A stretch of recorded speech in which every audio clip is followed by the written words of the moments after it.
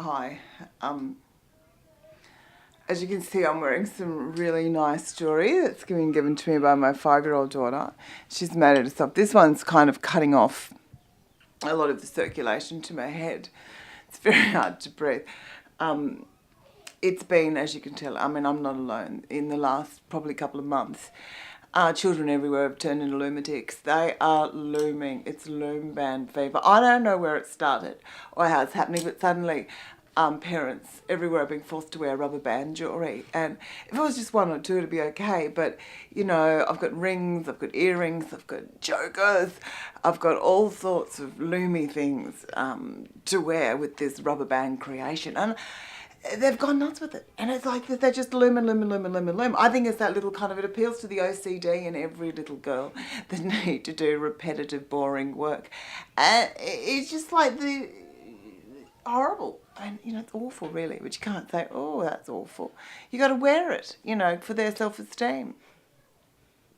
Sorry, I can't swallow. But, you know, it's not really, you feel like it's creative, but it's not really. You know, it's not really creative. It's just what every other little girl's doing all over the world. And it's really just because it's been popular. I don't understand that popularisation of something. What makes that a fad? Like, the person that come up with it must just be absolutely, like, you know, absolutely ecstatic that their loom band thing, the rainbow loom, went ballistic. Because that's the kind of thing you want to happen. Like, who would think anything? What happened? Who actually first invented this whole looming thing? Like, how did it happen? Did someone like overorder these little rubber bands, which I imagine be like this? You know, I don't know, but I've seen Breaking Bad, and I think when they're selling crystal meth, they put the meths, right, in the bag, and then they bag it up with that, like that, and then they sell the meths, right? And someone's overordered the rubber bands for the meths packages, and then suddenly they've realised they could get more money selling rubber bands than meths. And it's just gone viral. It's gone off. I mean, people are going to have to go into rehab for this at some point in life. There's going to have to be clinics. People will be holding up places just to get more rubber bands to keep looming. And it's just generally like earrings, rings. There is, for people that remain in looming and actually go into adolescence, but I think if you're doing looming in adolescence, if I was your parent, I'd be looking at an intervention. I've seen some stuff on the internet where people have actually loomed bikinis. Which would be very uncomfortable, I think, actually. A bikini made out of rubber bands. That's got to play all sorts of havoc with your nipples, not to mention your pubes. A lot of little curly friends coming out, unless you don't have any curly friends, I guess.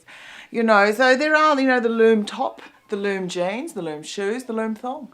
You know, it's all go. The loom. And it made me think of when I was a kid, you know, the fads that we were really into it. There's nothing like, you know, loom bands. Closest thing we had to loom bands was French knitting. You know, and it wasn't really, all you needed was a toilet roll and like 3 paddle pop sticks and a bit of wool, but if your nana's wool. And then you'd make this long woolen, like a sausage casing, which would fall out the bottom of your toilet paper, your toilet roll, so the paper's gone, toilet roll. And then you make this endless long kind of sausage thing. And, you know, it was, you know, of course we gave that to our parents, but it was hard to know what to do with it. Like, you could use it as, you know, kind of a little, you could make small ones with little armholes for coats for, like, you know, mice, you know. It was a really good flying retardant for a budgie because their little wings were kept in like that. And I think a lot of dads got a Happy Father's Day, here's your willy warmer, like little penis warmers for the dads with the knitted French knitting, because there's not much else you can do with the long, you know, knitted sausage thing, so that was big. That was, you know, that was huge. The other thing we really had, which I remember being quite huge, and also wasn't a marketable thing, you couldn't have actually sold it on the internet, was because it was a piece of string. And you'd actually do the cat's cradle where you'd sort of do this, and you'd go, put your hand, oh, you did that, and then you sort of pull out, you know, think, look at that. And that was, like, us girls, for us, that was when I was, like, the same age as my 5-year-old now, that was like an iPad. That was that good. That was our iPad. It was just a piece of string. It was that fantastic. And like, you wouldn't be caught dead. They wouldn't let kids have a piece of string now because they could hang themselves with it. You know, so you can have an iPad, but you can't have a piece of string. It's too dangerous. But it was pretty exciting. And the other thing we did was, which was a bit version, we actually got a piece of elastic. This is how good life was in the old days. A piece of elastic, a long piece of elastic, and we'd tie it around our legs, and girls would jump in like this, and they'd jump around the elastic, and you'd be in the elastic, and somehow you'd sort of manage, you know, except for one poor unco girl that would always get stuck in the elastic, you know, she'd get marginalised. Like, well, that probably was the closest to the forerunner of the loom band. You know, and it's just sort of, you know, probably yo-yos, that was another one. Yo-yos was big, that was a craze. Wasn't it? Because the crazes just happened, but yo-yo, that was the Coca-Cola yo-yo. The Coca-Cola yo-yo team would come around to people's schools and show them, you know, what an incredible career you could have if you just took the whole yo-yo thing seriously. I mean, maybe soon they'll have people in loom banding teams coming around to schools and inspiring young girls, you know, to the future in looming, you know, that what looms ahead. So it is, you know, that kind of, I actually did, I loved the yo-yo. Mum didn't like me doing it because I was doing all the tricks in the house. Through all that, and I do remember once I did this really amazing around the world and like broke the window. She wasn't too happy.